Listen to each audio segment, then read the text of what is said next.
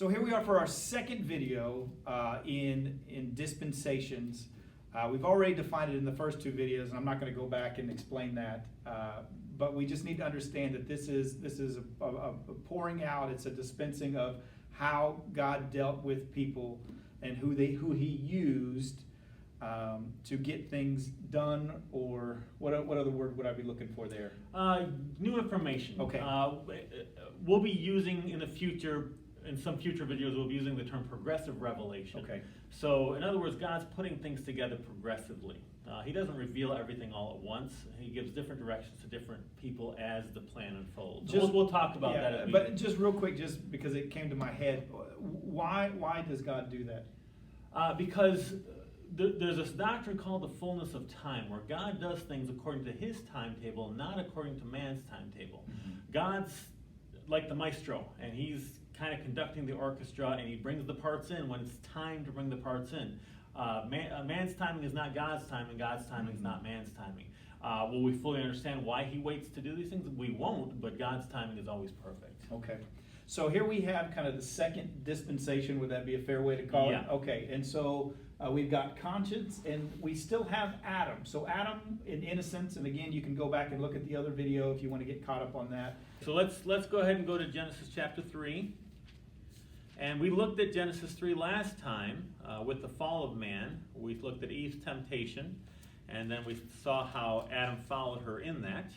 And the eyes of them both were opened, and they knew that they were naked, and they sewed fig leaves together and made themselves aprons. So they know something now that they didn't know before, okay? So there's this new knowledge that comes in, the tree of the knowledge of good and evil. And that word conscience means with knowledge. Con like chili con carne, chili with meat. Good enough, right? Yeah. I like mine with meat, not with beans. Fair enough. And then science. That word science means knowledge. Okay. So what we're talking about here is not you're doing things with knowledge necessary, but you're doing things in a knowledge that you're with everybody in this knowledge. So a conscience is kind of like a natural law, a common law. Really, that's what our judicial system was based upon, was this idea of a law that everybody knows. Such things as you don't kill another human being, you don't steal, you don't defraud your neighbor, you don't... Yeah, you go into any civilization, any group of people, they're going to have certain things that are cross-cultural, that everybody kind of accepts as you don't do these things. Right. It's not unique to one group of people. Yes. There's an inner voice that it doesn't matter where you're living in the world, there are just certain things that we know when we do these things, we are wrong for doing them. It crosses our conscience. It crosses that inner voice within us. And so that's what they're following now. This is not the law, but this is the natural law. This is the law written on our hearts, so to speak, that we follow because God has put it in every single man. So here's kind of the directions for this. Let's go to verse 16. Verse 16. Unto the woman He said, I will greatly multiply thy sorrow and thy conception. In sorrow thou shalt bring forth children, and thy desire shall be to thy husband, and he shall rule over thee. So here we see the social system being set up here, with the man as the head of the household, the woman being under them. We see the pain in childbirth being set up here. Verse 17, and unto Adam He said, you see, God is, and this is what dispensations is. I mean, it's as clear as it can be in the Bible what dispensationalism is. It's not an unbiblical idea. It's God dispensing. That's what we're seeing. He's dispensing new information to them that they did not have before. That's exactly what we're seeing. Because this was not the setup before. This was not the... And what better way to say it than that? This was not the setup before. A new setup is coming in now. Verse 17, unto Adam He said, because thou hast hearkened unto the voice of thy wife, and hast eaten of the tree of which I commanded thee, saying, thou shalt not eat of it. Cursed is the ground for thy sake, and sorrow thou shalt eat of. Their days of prancing around naked in a garden are over, okay? Thorns also and thistles shall it bring forth to thee, and thou shalt eat the herb of the field. In the sweat of thy face thou shalt eat bread, till thou return unto the ground. For out of it wast thou taken, for dust thou art, and unto dust shalt thou return. And then when we get into chapter 4, we see the sacrifices coming in. That sacrifices are a part of this.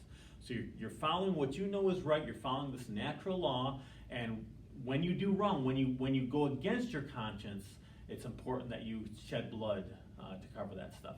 When we get to the dispensation of the law, God's going to get very, very specific about what they're to do and what they're not to do. That's when we got the written law instead of just the natural law. But conscience does not end. So what we've got with conscience is conscience, and let's look at that. Let's go over to Acts 17.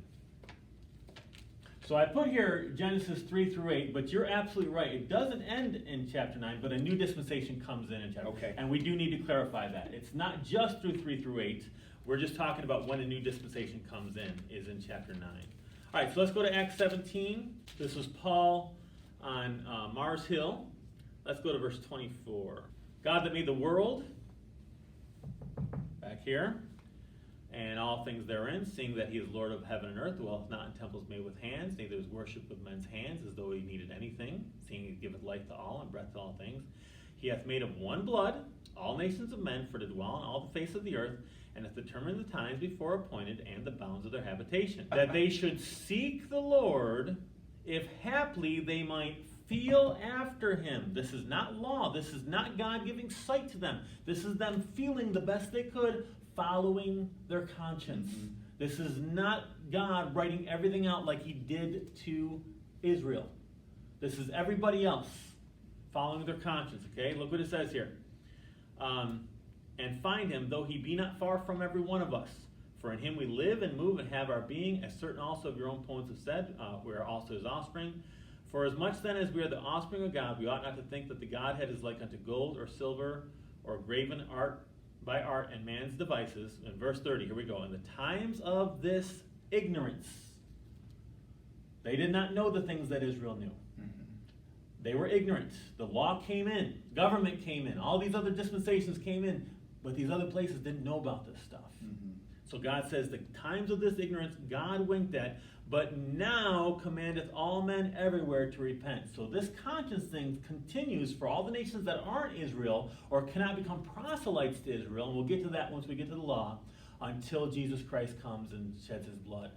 At that point, God says, okay, I winked at your ignorance. You followed your conscience. You did the best you can. But now you need Jesus Christ. Now you need to repent. And this also would go along with Romans? This also would go along with Romans, yeah.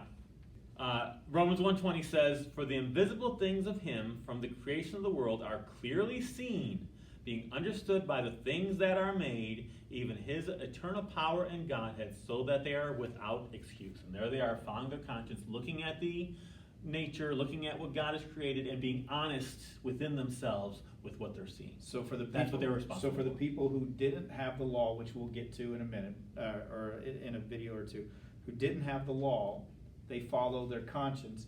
And this also answered that question of what about those who haven't heard? Yes. Up until Jesus Christ. Things change when Jesus Christ comes on the scene. But until that point, we see conscience running through. There's going to be some new things that come into play, but conscience for a number of people is still carrying through. Yes, absolutely. And we'll really do the same thing with government once we get to government too. That'll carry through. Any final thoughts here on this one? Just the idea that what we're trying to point out, I think we're clearly showing there are changes. Mm-hmm. We see God distinctly telling Adam and Eve changes that took place from this. I don't see how you get around that. And it doesn't change the overall impact of what Jesus did on the cross. Right. It doesn't change any. It's building truths. to that. It doesn't change any truths.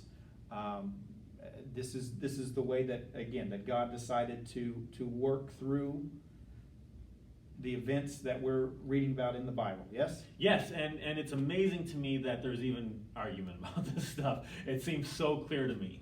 Cue comment section.